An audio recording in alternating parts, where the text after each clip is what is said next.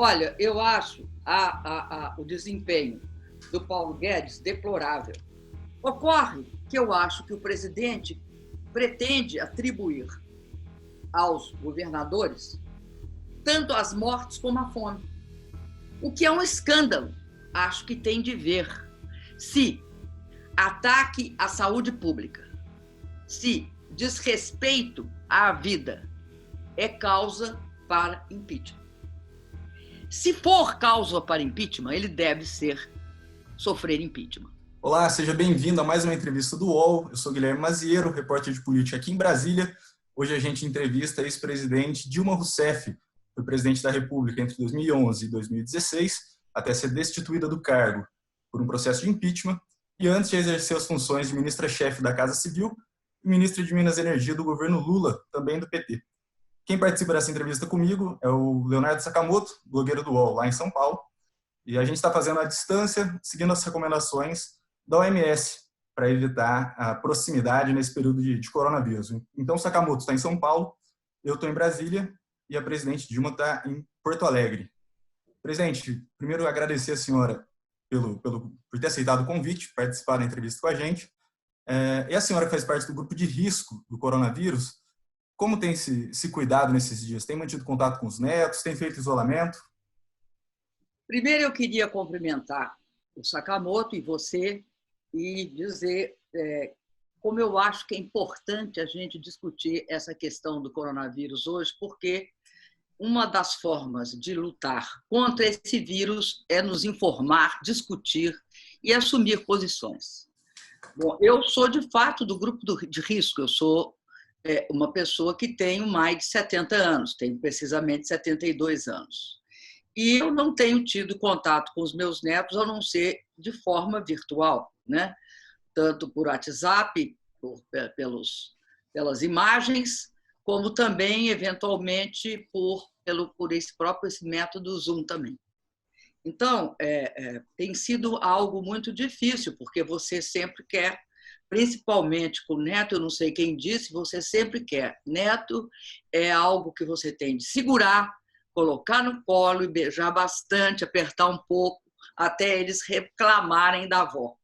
Então, eu sinto imensamente essa distância. Agora, tenho perfeita consciência de que nós estamos enfrentando um vírus com uma grande capacidade de transmissão e muito, vamos dizer, solerte, muito esperto. Um vírus que chega devagarzinho, tem um tempo de incubação significativo e pode, portanto, surpreender. Então, é fundamental que você ou tem uma vacina para combater, ou tem um fármaco que funcione como um retroviral. Como nós não temos nenhum dos dois, nós temos só um método. E esse método é o isolamento social. E o isolamento social é horizontal. Por que é horizontal? Porque as famílias, elas são horizontais. As famílias têm várias gradações. Os amigos também, você tem amigos de várias gerações. As relações interpessoais, elas implicam uma variável de faixas etárias. Então, na medida em que você tem só esse método de combate, não tem outro. O único método de combate, hoje, até que se encontre uma vacina, que toda essa busca por uma vacina que está, eu acho, em todos os lugares do mundo, nos grandes laboratórios patrocinados pelos governos, isso resulte em algo concreto, ou se tenha um fármaco capaz de tratar essa doença, nós teremos só essa forma de lidar com ela. Primeiro, porque, caso contrário, todos os modelos matemáticos mostram que, se você não fizer nada, o nível de mortandade é algo estarrecedor, na faixa de 1 milhão de pessoas, em algumas das projeções, por exemplo, sobre o Brasil. Mas nós podemos fazer. E isso significa o seguinte: nós temos de achatar a curva, até que algum grau de imunização ocorra numa determinada sociedade, porque também não dá para apostar que você vai ter essa imunidade, como muitas vezes o Bolsonaro dá a entender, agora. Se as pessoas não se isolarem, se você não suspender todas as atividades que não são, aliás, específicas e estratégicas para este momento, tais como a produção de alimentos, toda a estrutura da farmácia, toda essa estrutura que assegura que nós tenhamos acesso à nossa sobrevivência. Tirando essas atividades, o resto você tem de interromper, sim, porque, caso contrário, você viverá algo como está acontecendo em alguns países em que as pessoas estão com os cadáveres na rua. Está parecendo a peste negra no final da Idade Média. A gente volta a falar um pouco, acho que depois, sobre a questão específica da situação hoje no Brasil. Só que eu queria começar, bem, antes de mais nada, agradecer, né, a você ter concedido a entrevista para a gente, né, no meio da crise, e dar um olá para todo mundo do UOL que tá me ouvindo, que não tive a chance de me cumprimentar, mas tem um ponto que acho que muita gente no Brasil quer saber, que é o seguinte: há exatos 5 anos, em março de 2015, ocorreram os primeiros panelaços contra o seu governo, né? E agora, em março de 2020, no dia 17 de março, começaram panelaços contra o governo Jair Bolsonaro. Eu queria saber o que você acha desses panelaços e perguntar o que as pessoas querem saber. Você bateu panela contra Bolsonaro? Olha, eu não é a minha forma de luta, vamos dizer, a forma de luta que eu adoto. Nem uma frigideira? Não, até porque na minha zona aqui, talvez emulada por outros vizinhos batendo panela, eu até iria bater panela. Mas não é essa a situação aqui no meu bairro, porque eu não sei, não é um bairro de classe alta, é um bairro de classe média. Mas então não é assim característico. Aqui em Porto Alegre bateram muita panela, principalmente num bairro chamado Azenha. Eu sei porque eu vi relatos pela internet sobre a quantidade de panelas batidas lá nesse bairro, por exemplo, na Cidade Baixa também. Em vários locais houve essa manifestação que é bem típica da classe média, né? Você não vê isso nos bairros mais populares aqui, pelo menos no Rio Grande do Sul. Mas eu poderia estar batendo panela, só que eu te digo, viu, Sakamoto, não é a minha forma de luta, nunca foi bater panela. E como é que você vê essa bateção de panela nesse momento? E atividades um pouco mais, eu diria, mais focadas numa luta mais concreta. Mas como é que você vê essa bateção de panela nesse momento? Porque, evidentemente, são 5 anos depois das bateções de panela contra o seu governo. Eu não acho que dá para fazer uma análise baseada nessa similaridade. O que é possível dizer, ou seja, pelo fato de você, 5 anos depois, no mesmo mês, acho que não tem nenhuma, vamos dizer assim, nenhuma condição supernatural ou sobrenatural. Nem super, nem sobre. Mas eu acredito numa coisa que é a seguinte: eu acho que um segmento que apoiava o Bolsonaro, que é esse segmento de classe média, eu acho que se desencantou bastante com ele, e isso está refletido nas pesquisas, principalmente pelo fato, eu acho que estava claro que uma pessoa contra a ciência, como é o Bolsonaro, um terraplanista, uma pessoa que não respeita, e isso ficou claro em toda a política do governo, né, de desconstrução, né, na área de ciência e tecnologia, não respeita os dados científicos. Uma pessoa que tem e cria uma desconfiança a respeito do fato de haver mortes, haver contágio, encher os hospitais. Uma pessoa assim, eu acho que vai num crescendo e provoca esse surto contrário a ele nesse segmento da classe média que bate panelas de forma legítima porque está contrariando algo que eles supunham e esperavam dele, né? Presidente, Eu, pelo menos, nunca esperei que ele tivesse uma posição consistente. Eu vi ele desmontar a área da saúde. Eu assisti o desmonte da área da saúde, em vários níveis.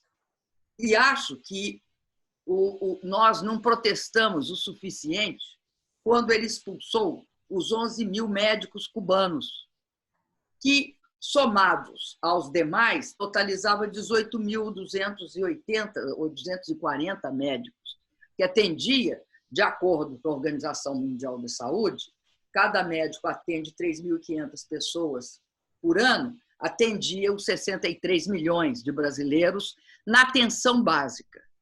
Médicos esses que hoje seriam essenciais, porque seriam a forma de enfrentamento primeira da crise. Segundo, eu assisti à redução da importância daquele programa chamado Aqui Tem Farmácia Popular, com as farmácias populares. Hoje, quais são o grupo de risco além dos idosos? Os diabéticos, aqueles que têm pressão alta e os asmáticos. Essas três áreas que recebiam sistematicamente remédios gratuitamente, dado Aqui Tem Farmácia Popular. Descontinuaram bastante esse programa. E uma terceira questão, o Brasil estava trabalhando de forma, eu diria assim, sistemática numa questão, que era a questão do desenvolvimento da nossa capacidade de produção de insumos estratégicos na área de saúde. Exemplo, né? Produção de vacina, produção... Enfim, nós estávamos criando, em termos de segurança sanitária, uma indústria que refletia um poder imenso que o Estado tem. Sabe qual é o poder? É que o Estado compra remédios, vacinas, princípios ativos de quem? Para quem, aliás? Compra do setor privado. Para quem? Para 200 milhões de brasileiros. Tem um poder de mercado incrível. Então, a gente estava tentando desenvolver uma indústria da saúde baseada nisso. Também foi descontinuado. Isso presidente, é importante, é importante sinalizar, porque é assim que você vai enfrentar a crise. Você não vai enfrentar, não é que agora você tinha de estar construindo tudo isso. Você tinha de ter isso. Você, veja só, eu estou estarrecida e venho estarrecida desde o início dessa epidemia pelo fato de não se testar no Brasil. Aqui no Brasil, nós não testamos. Eu vi autoridades, eu vi jornalistas dizerem que não era importante os testes. É só recuperar as falas de um mês atrás e você verá que uma questão crucial para um país, de fato, combater uma epidemia dessa proporção, que é saber quem está doente e quem não está. Todos os países hoje têm aquela corrida para comprar teste. É uma corrida. Por que é uma corrida? Porque isso é um elemento fundamental. Hoje, nós sabemos que nós vivemos no reino da subnotificação. Tudo é subnotificado. Ninguém sabe quantos mortos efetivamente por coronavírus ocorre aqui no Rio Grande do Sul, em Santa Catarina, lá em Pernambuco, em São Paulo ou no Rio de Janeiro. E não sabe também quantos são infectados. Então, a capacidade sua na área sanitária é gravíssima. E aí tem uma outra coisa. Nós ficamos horas e horas discutindo se há uma contradição entre o combate ao coronavírus, a questão sanitária e a questão econômica, social. Não tem. É porque só tem uma forma de combate, que é o isolamento social, que é fundamental que você garanta as pessoas ficarem em casa. Garantir as pessoas ficarem em casa significa pagar uma remuneração, uma renda, um vale para elas, principalmente para as mais vulneráveis, e assegurar que micro e pequena e média empresa sobreviva a esse processo. Então, não é uma questão do governo querer ou não. O governo terá de fazer isso. Faz parte do combate ao coronavírus, assegurar renda, investimento e que as empresas sejam preservadas. Também para que a gente tenha um futuro e que a gente possa se... Logo depois que essa doença parar, a gente tenha condições de nos reerguer. Presidente. Então, eu quero falar depois sobre essa coisa estranhíssima que está acontecendo, que é o fato de ter sido aprovado a renda, né, por uma família. Presidente, antes da gente entrar nas ações do governo... E não ter, até agora, ninguém recebido um tostão dessa aprovação. Antes da gente entrar nessas questões do governo, você estava dizendo que não é uma questão ideológica, o enfrentamento da crise merecia ações técnicas, estruturais para o país. O Bolsonaro, quando montou o ministério dele, ele disse que fazia uma montagem de ministérios técnicos. Então, o que eu vou pedir para você é, diante da crise, qual a análise que a senhora faz sobre o desempenho do Mandetta, que é o ministro da Saúde, do Paulo Guedes, que é o ministro da Economia, e do Bolsonaro, que é o presidente? Olha, eu acho o desempenho do Paulo Guedes deplorável. O Paulo Guedes tira das pessoas a condição para ficar isolado socialmente. Por quê? Porque está tirando das pessoas a renda que ela precisa para ficar em casa. Se a gente é de classe média e tem uma forma de ficar em casa, quem faz parte dos 100 milhões de brasileiros que vive precisando do Bolsa Família, que eu quero falar uma coisa, sempre olhar o Bolsa Família com preconceito. E outro dia disseram para mim assim, não, mas vocês pagavam só R$200. Eu vou explicar o que é o Bolsa Família. Mais uma vez, que é assim.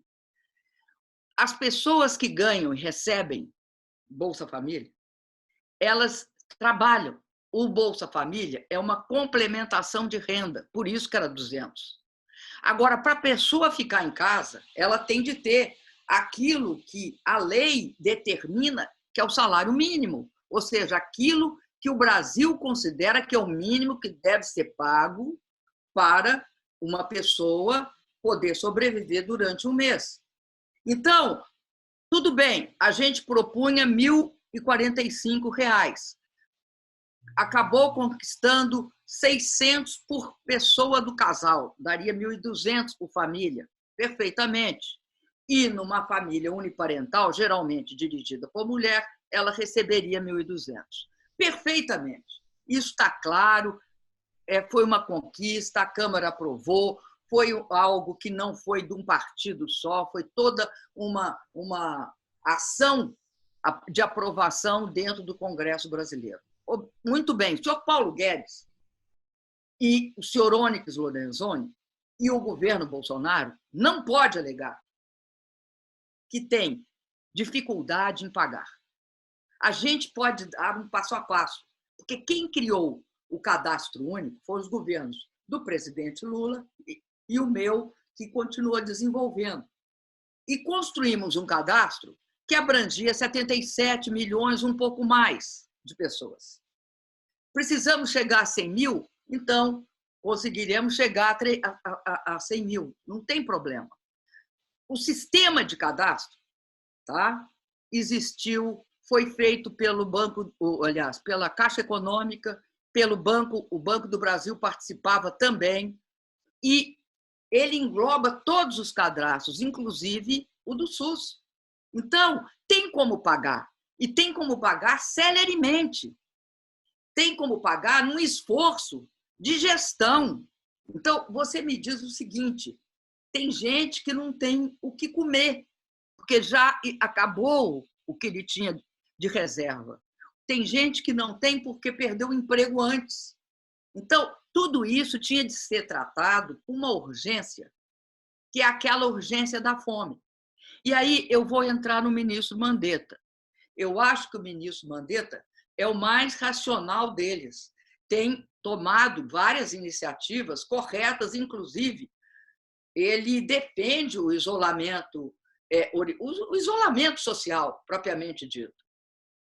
Acontece que o ministro Mandetta não existe sem a sustentação do presidente, sem a integração dos ministérios. Eu quero saber como é que eu mantenho o isolamento social sem pensar o seguinte: como é que um governo pode agir só com a saúde, considerando que o isolamento social implica necessariamente em você ter uma ação integrada com o Ministério da Economia, com o Ministério da Casa Civil, que até o meu governo, do presidente Lula, o meu governo, era quem conseguia coordenar todas essas atividades e assegurar que a gente pagasse. Nós pagamos sistematicamente, sem faltar, todos os meses, o Bolsa Família para 56 milhões de pessoas. Nós fizemos o Mais Médicos, distribuindo médicos pelo Brasil inteiro, 18.240 médicos. Tinha um sistema de integração entre todas as plataformas, porque um governo não é um ministério. E não tem isso, um governo é um ministério com critérios técnicos. Não, um governo é um ministério com critérios de prioridades políticas. A prioridade política hoje é o povo brasileiro, é a vida dele, a sobrevivência dele. E é também da atividade econômica, porque micro, pequena e média empresa tem de ser resgatada, porque as grandes, tanto os grandes bancos como as grandes empresas, são as mais beneficiadas por esse governo, é o primeiro a ser beneficiado.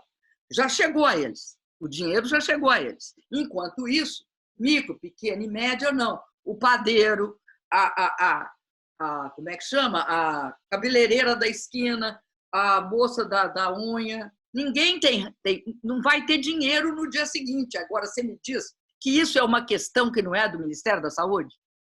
Então, essa é uma ficção. Estão criando uma ficção.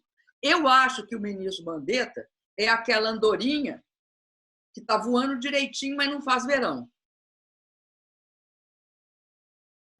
E sobre o presidente Bolsonaro nessa condução? Olha, eu acho que é lamentável. Muita gente fala que é louco, é irresponsável. Eu acho que tem método, tem uma disputa política. Isso eu falei há tempo, até fiz um textinho no meu blog.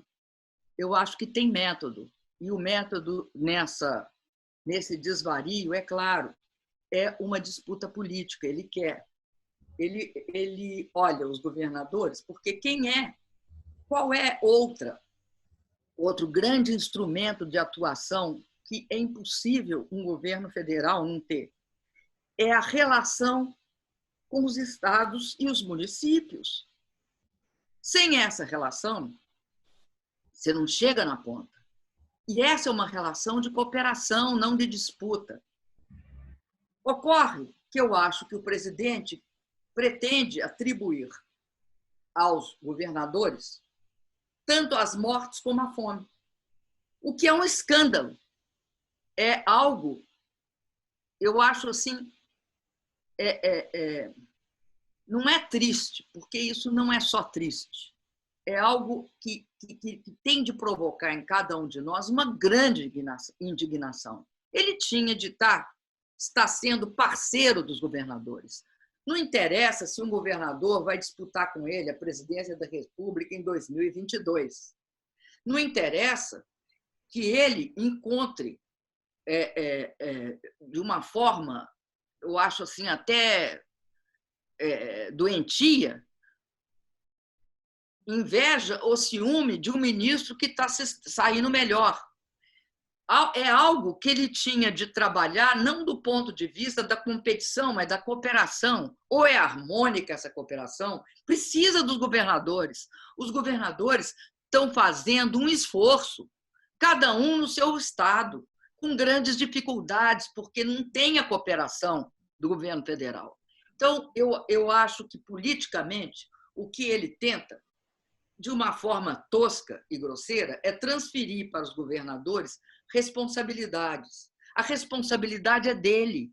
É ele que é incapaz de agir concertadamente. Você veja, os governadores, cada um tem uma origem política, uma tendência política, uma filiação e acreditam em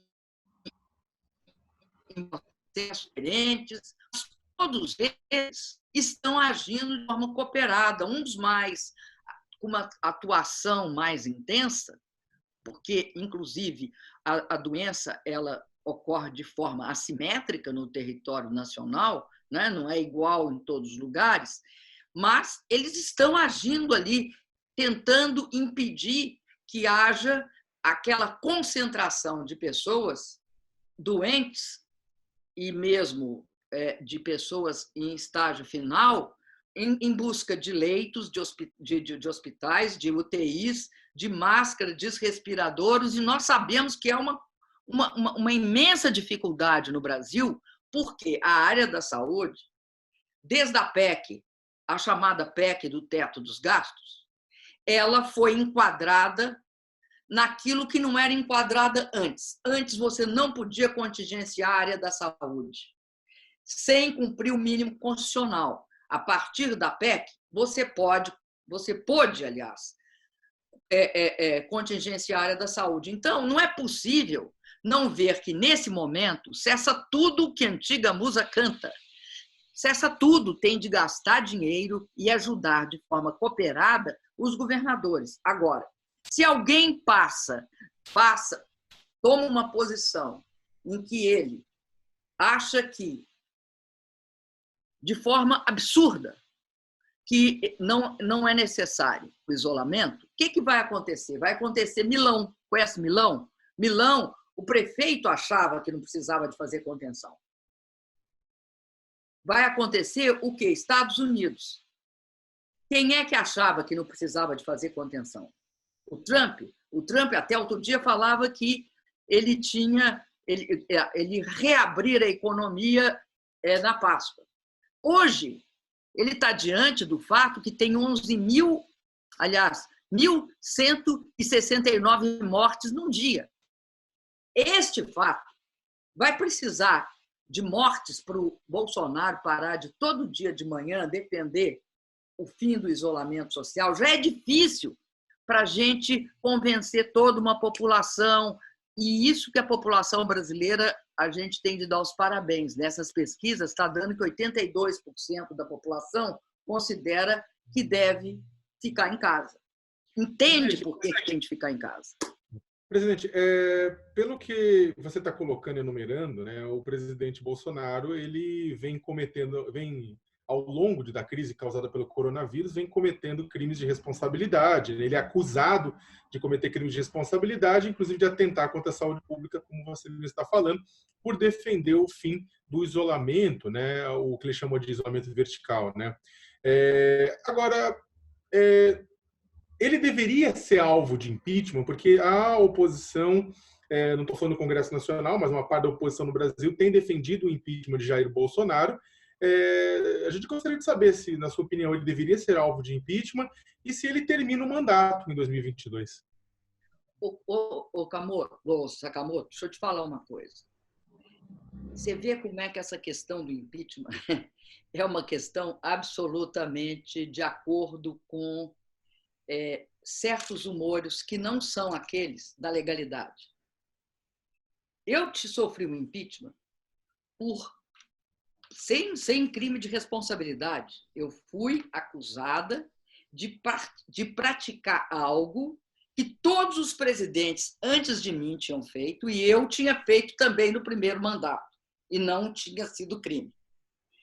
O TCU mudou a compreensão e me levou a um impeachment por ter emprestado dinheiro através do Banco do Brasil para o setor agrícola e não ter pago um mês depois. Eu paguei dentro do ano fiscal, não um mês depois. E outras questões similares, de mudar a rubrica dentro da mesma área. Por exemplo, tirar de uma parte na área, por exemplo, de justiça, do Ministério da Justiça, e pagar diária para transporte de preso, porque estava faltando, tirando de uma rubrica para pagar na outra. Bom, eu acho que todo mundo tem de ter o benefício da legalidade e da lei. Acho que tem de ver se ataque à saúde pública, se desrespeito à vida é causa para impeachment. Se for causa para impeachment, ele deve sofrer impeachment. Agora, eu tenho plena clareza que as relações políticas e as condições políticas prévias é que vão definir se vai ser ou não objeto de um impeachment, se ele será ou não objeto de impeachment. Não é pura e simplesmente a lei. Eu fui por questões políticas, porque queriam enquadrar o Brasil nessas reformas, na previdenciária, na precariedade trabalhista, desmantelar o sistema de saúde, desmantelar o sistema de assistência social, desmantelar uma série de proteção social. Eu sei por que eu fui empenhado. Agora, eu acredito que até há pouco ele não sofreria impeachment. O problema é que esta crise ela é absolutamente inesperada e ela produz nenhuma doença ela por si só gera transformações. O que ela pode, como qualquer crise, é acelerar transformações que já existiam. No mundo, já estava claro que a desigualdade que tinha sido instaurada depois dos anos 1980, 1990, era insustentável. Cada vez mais insustentável. Insustentável nos Estados Unidos, insustentável na Europa. Que a quebra do sistema de proteção social que tinha sido implantado pelos estados de bem-estar social tinha inviabilizado uma série de serviços. O que vai acontecer nos Estados Unidos? Eles não têm SUS. Nós, pelo menos, temos uma sobrevivência. Eles não desmantelaram o SUS, mas 2 anos tinham desmantelado. O SUS, tá isso, dá para usar. O SUS é uma barreira, é uma espécie de armadura do país contra esse coronavírus. Agora, imagina os Estados Unidos que não tem SUS. Vai ser um descalabro nos Estados Unidos. Não tem estrutura social de proteção. Na Alemanha, você compara a Alemanha com a Espanha e a Itália. A Alemanha tem uma estrutura de saúde poderosa. Então, você pode ter contágio, mas você não tem morte, porque tem uma quantidade de leito, de respirador. Mesmo eles estão com dificuldade, mas o desempenho do sistema é melhor. A saída dessa crise vai ser uma rediscussão sobre que história é essa que o Estado tem de se afastar de certas atividades como saúde e educação. Que história é essa que o setor privado responde melhor? Nessa hora, quem é que está controlando o que faz com o conjunto do sistema de saúde? O SUS é a sustentação. Ninguém fala nele. É interessantíssimo, ninguém fala. Então, o que eu acho? Eu acho que nós estamos num momento muito sério. Esse momento é grave a situação com o Bolsonaro. É grave. Os setores que sustentam o Bolsonaro, que são o mercado, é responsável pelo Bolsonaro. Defenderam o mercado financeiro, especificamente. Partes da mídia tradicional. Um setor extremamente grave, que é aquele setor o jurídico, vamos dizer o seguinte, o jurídico golpístico, que é o setor do Moro, e as Forças Armadas. Eles vão ter de resolver e equacionar, porque, caso contrário, se ele não vai renunciar, esquece isso. Então, vai ser pelo método duro, vão enquadrar ele no impeachment. Como é que faz um impeachment através de meio digital?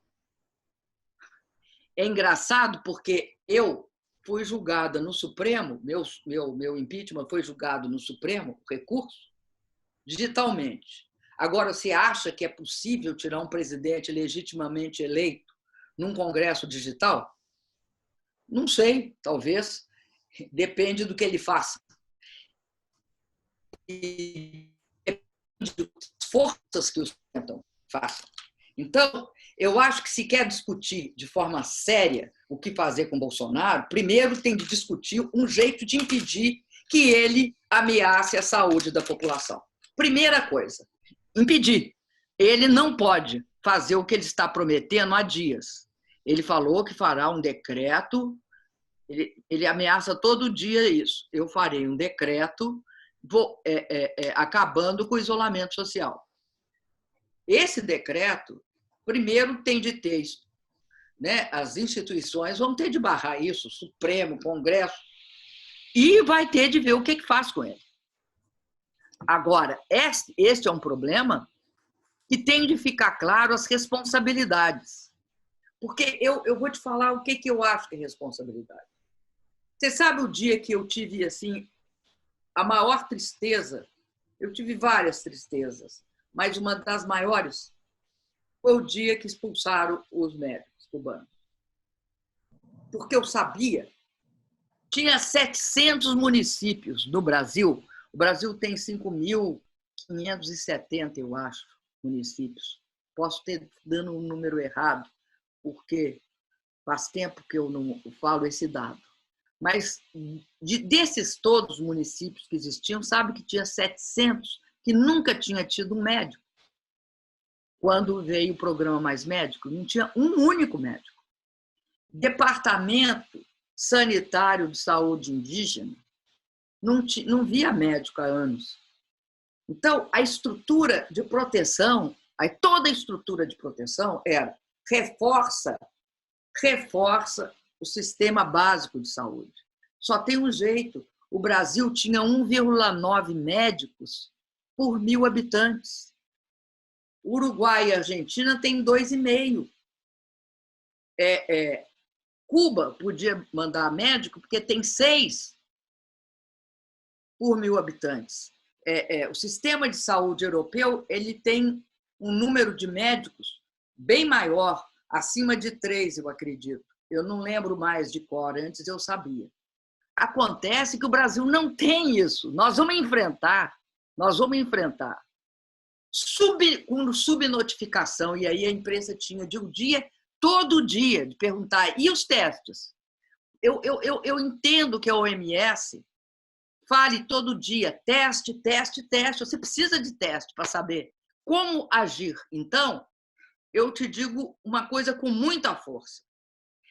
Este governo, ou ele responde à crise econômica, social e sanitariamente, ou politicamente nós vamos acrescer a essa situação uma imensa crise política. Uma imensa. Presidente, dado o momento do seu segundo governo, a gente percebe que tinha algum isolamento político com as forças do Congresso, um tensionamento. E o Bolsonaro ele faz esse tensionamento com governadores, com diversos setores da sociedade, com o judiciário, com a mídia. Até que ponto a senhora acha que ele pode tensionar isso antes de um rompimento maior, de alguma possibilidade dessas instituições se voltarem contra ele? Isso depende de manifestação social? A senhora consegue ver um limite para esses tensionamentos? Eu acho que manifestação social no isolamento é uma coisa meio difícil, né? Porque né? Me desculpa, uma panela só não adianta, não. Eu acho que o limite é esse que eu disse. Eu acho que o limite é a vida da população brasileira. Ela não pode ser colocada em risco por nenhum, mas nenhum descontrolado, tosco. Não pode. Esse é o limite. Não é possível chegar perto da vida. A população brasileira, ela tem de ter sua vida preservada. Então, assinar decreto devolvendo as pessoas para a rua, para contaminação, para a morte, não. Aí não. Aí tem limite. E aí eu vou te dizer uma coisa. O limite, né, tem de ser da consciência cidadã, dos brasileiros e das instituições. Congresso, Supremo, Forças Armadas, que hoje sustentam esse governo, né? Alguns estão dizendo que há uma espécie de tutela, né, feita pelo ministro-chefe da Casa Civil e o ministro-chefe do governo.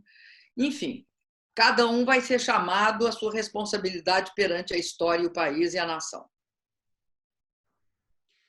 Falando em responsabilidade, presidente, essa semana que passou, tanto o governador de São Paulo, João Dória Júnior, quanto o ex-presidente Lula, eles sinalizaram, não vou dizer uma aproximação, mas houve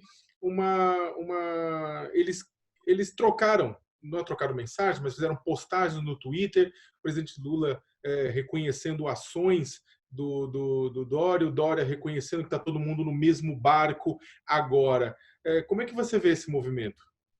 Eu acho que ele é absolutamente correto. Por quê?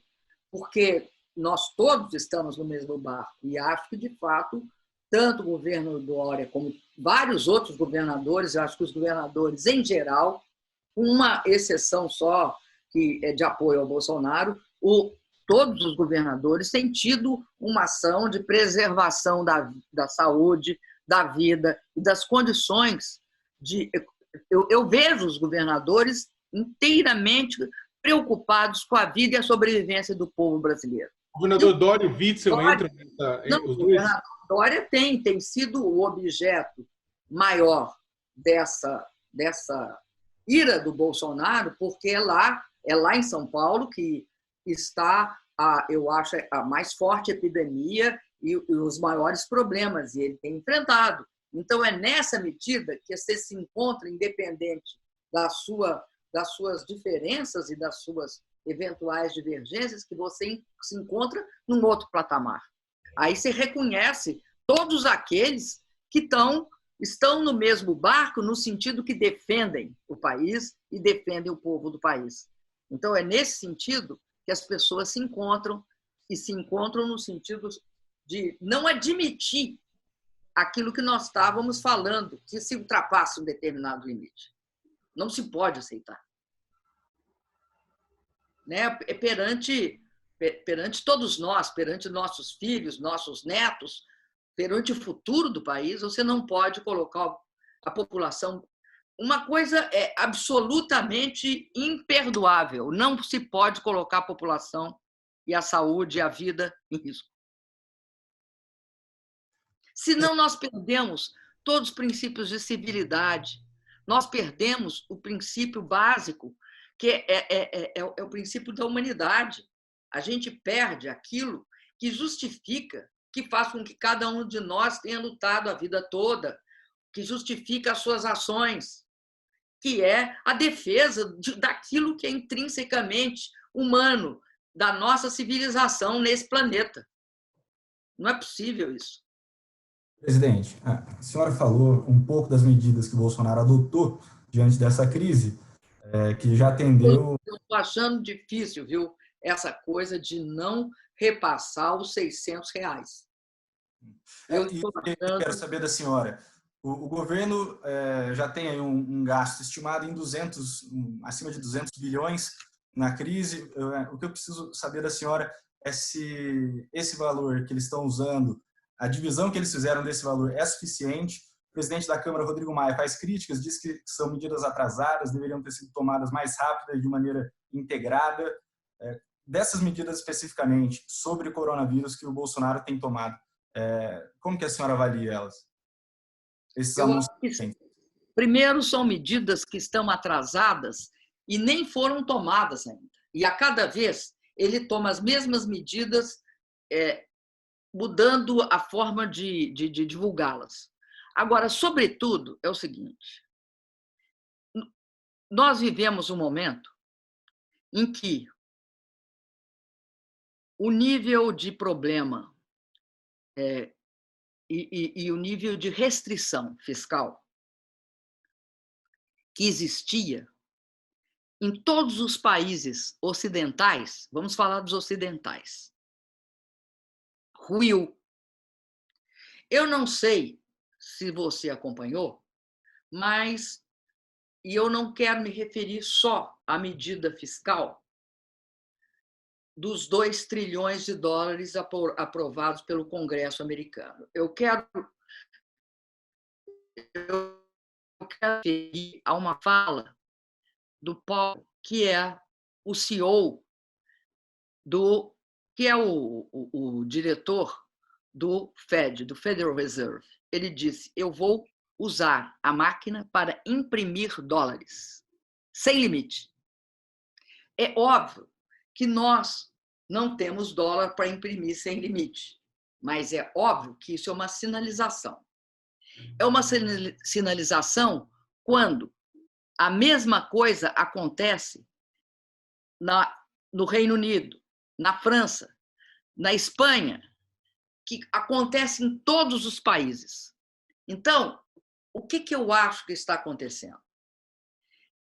O senhor Paulo Guedes, ele tenta resolver o problema do setor financeiro e resolve o problema das grandes empresas. Agora, para aquela população vulnerável, que inclusive foi estimulada o seu surgimento com a aprovação da reforma trabalhista, que precarizou os trabalhos, que transformou o empreendedor de si mesmo, pequenininho, o pipoqueiro, o dono do carrinho de venda de produtos, enfim, que tornou essa atividade informal a dominante no país.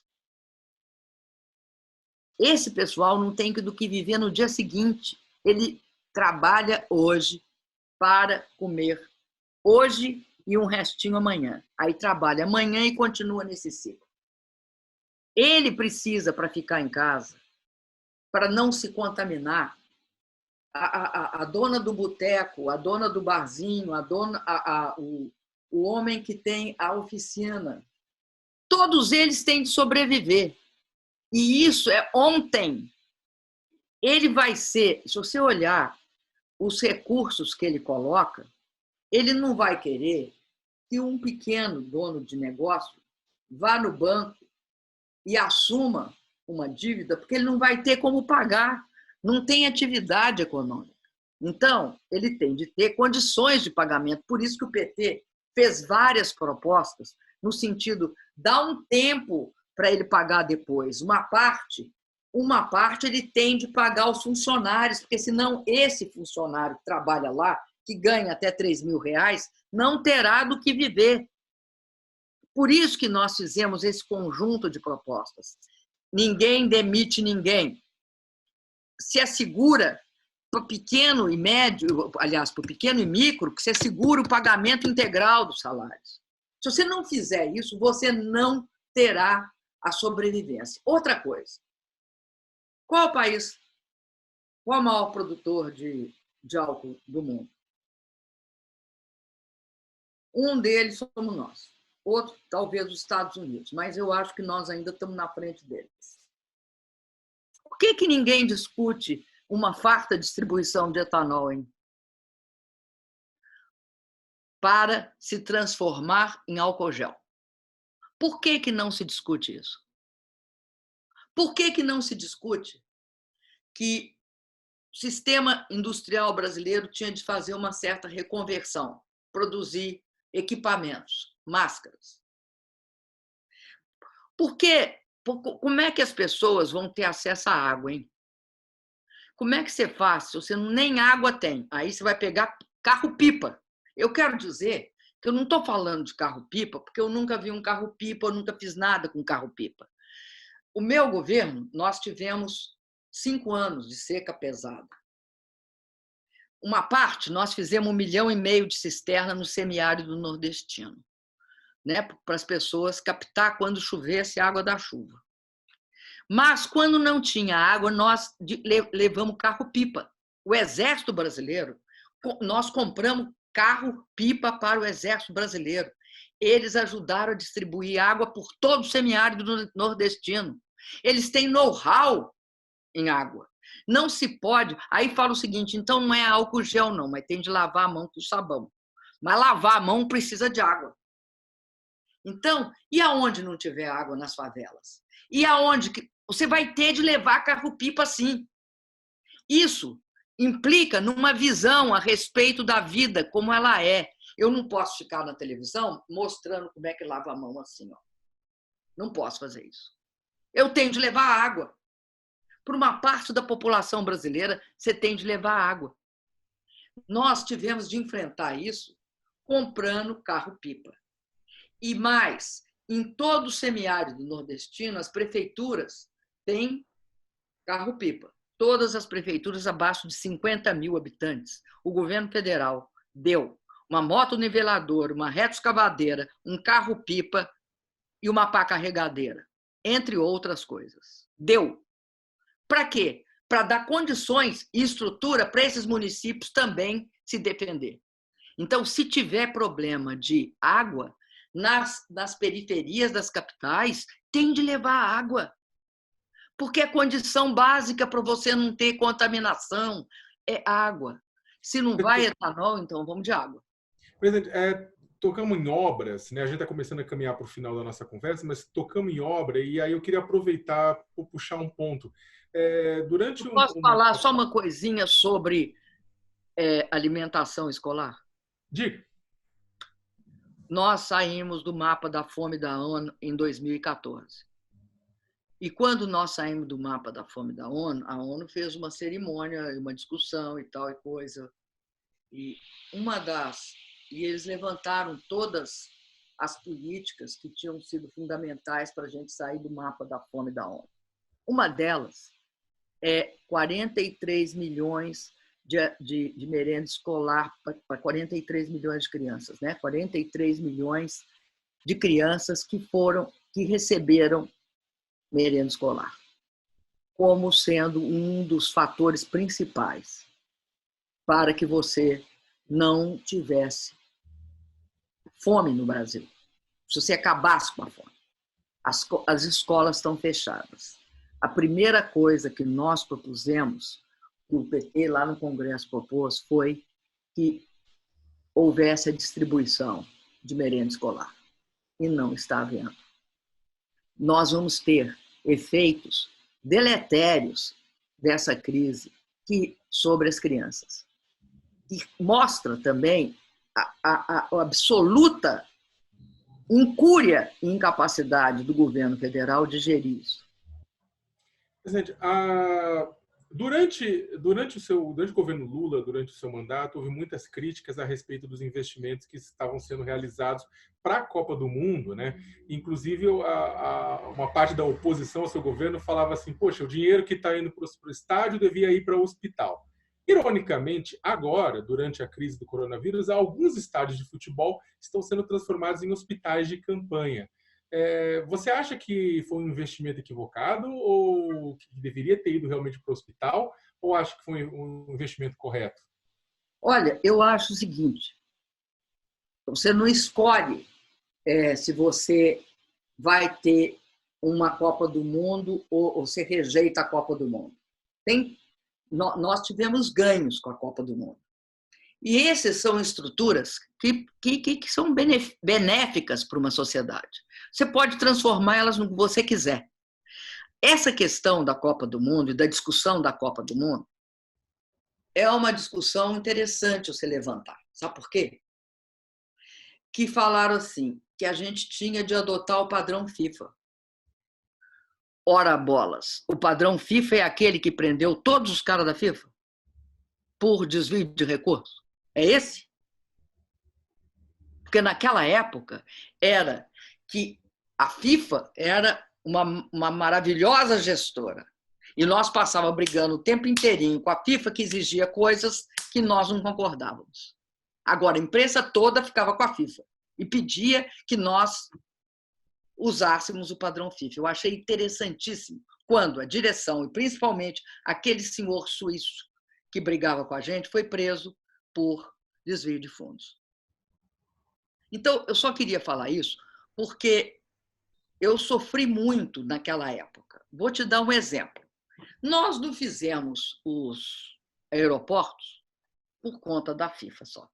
Nós fizemos aeroporto porque, eu não sei se você lembra, que era um caos os aeroportos no Brasil. Era um caos porque não conseguia, naquela época, o pessoal tinha renda. Então, o povo passou a entrar aí nos aeroportos assim, vocês estão transformando os aeroportos em grandes rodoviárias. Mas era, de fato, complicado a situação dos aeroportos naquela época, porque muita gente tinha acessado o direito de viajar de avião. Então, nós melhoramos muito os aeroportos. Hoje, você não teria, durante um tempo, nenhum problema com o aeroporto em termos de excesso, aliás, falta de capacidade. Até um pouquinho mais de capacidade nós deixamos. Agora, sabe como é que era tratada a questão? Era assim, ia inaugurar um aeroporto. Aí tinha ficado um vazamento numa partezinha lá no banheiro. O que era anunciado? Tem um vazamento no banheiro lá no aeroporto era naquele de Guarulhos. Um vazamento no aeroporto de Guarulhos para uma expansão significativa no aeroporto. Um vazamento no aeroporto de Brasília para uma expansão significativa do aeroporto. Então, era o seguinte, o padrão FIFA, tá? O padrão FIFA de gestão não era essas coisas. E o que a FIFA fazia sempre era querer exigir que a gente contratasse aqueles que eram do seu interesse. Não, pergunto isso, presidente, porque também teve então, mais... esse é o padrão FIFA.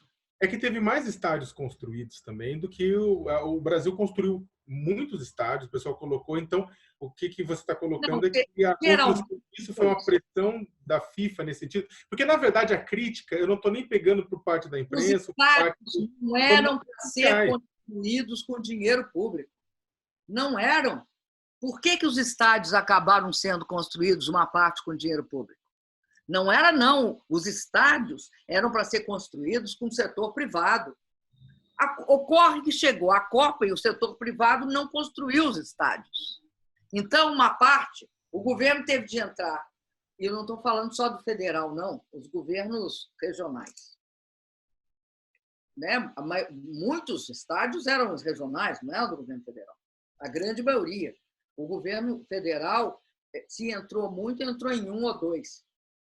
Quando a coisa não tinha mais saída. Mas o que eu estou dizendo é que, em algumas coisas, o padrão FIFA não era só na construção do estádio, porque os estádios foram reformados.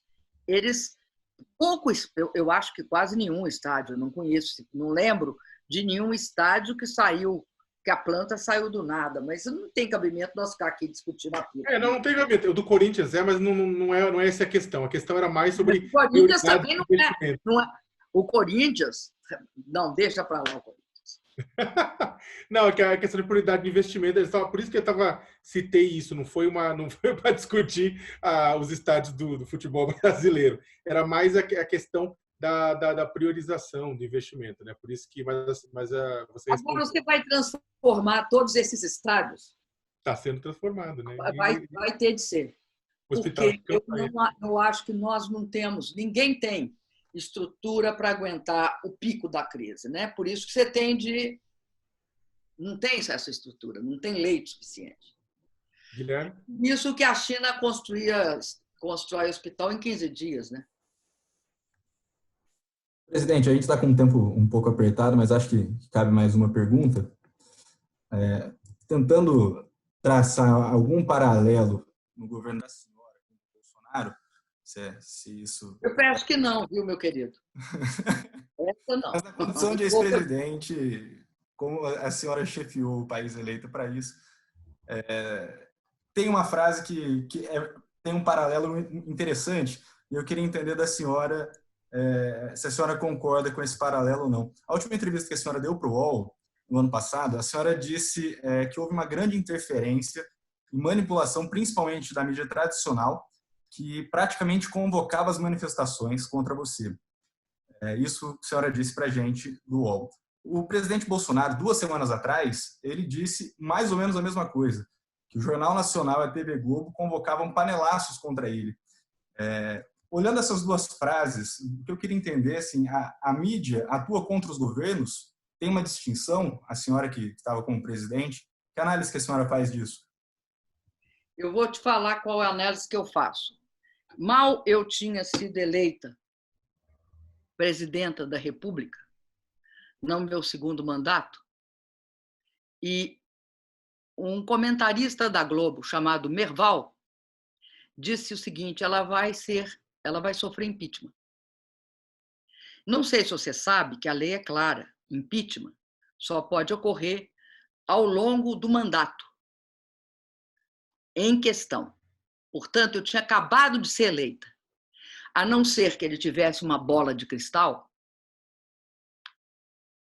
a questão do impeachment, ao ser colocada dessa forma, era uma questão política. Eu não tinha o hábito de passar o tempo inteiro disputando com a mídia. Tá? Muitas vezes, eu deixei claro que eu achava que o controle social da mídia não é o controle do conteúdo. A mídia, como qualquer atividade econômica, pode ser objeto de monopólio.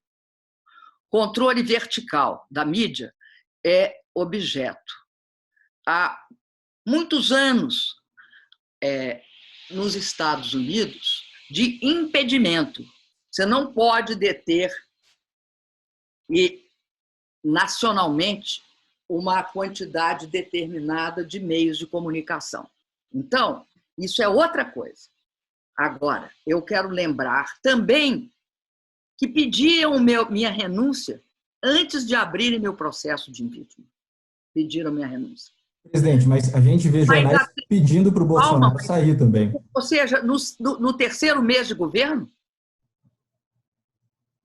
sendo que a lei é clara, ninguém pode sofrer impeachment por algo que não ocorreu durante seu mandato.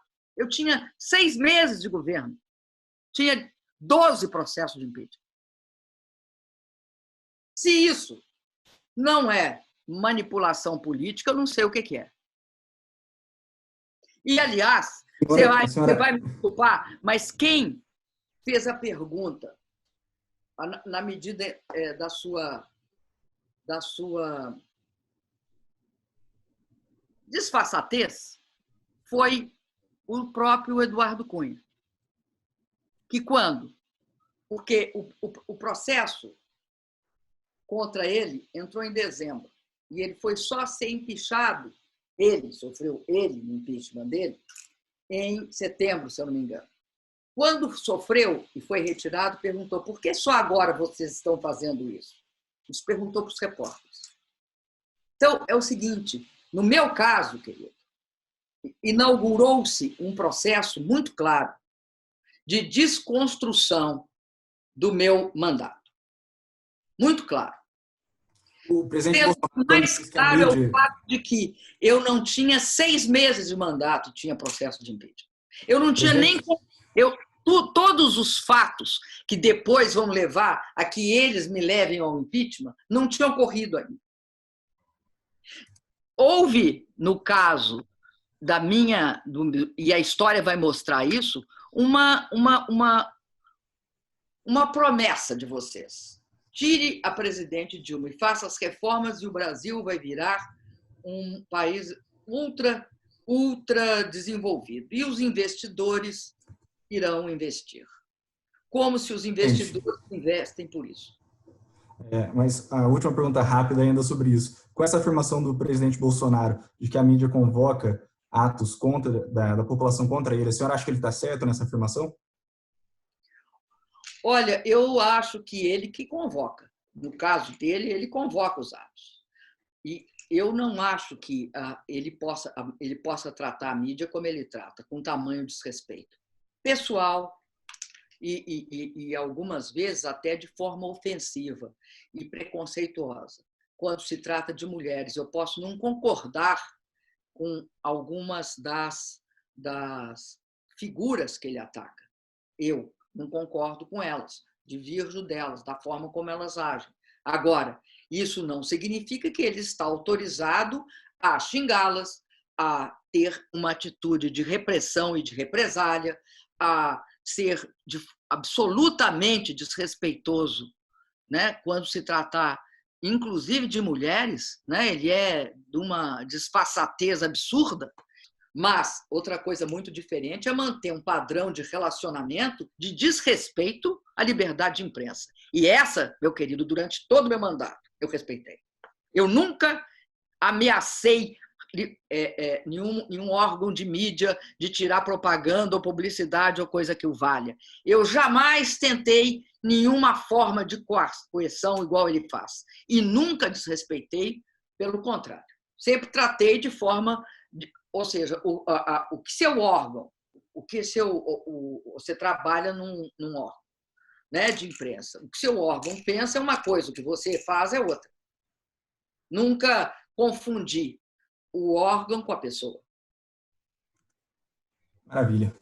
Acho que era isso.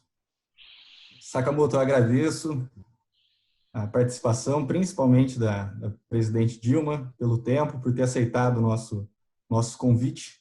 Obrigado, presidente. Obrigado, presidente. Obrigado mesmo. Desculpa, a gente alugou, ia ser menos tempo, acabou sendo mais tempo, mas a gente agradece bastante a paciência para conversar com a gente. Tudo bem.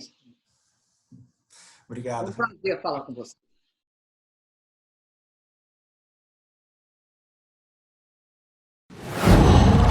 Qual?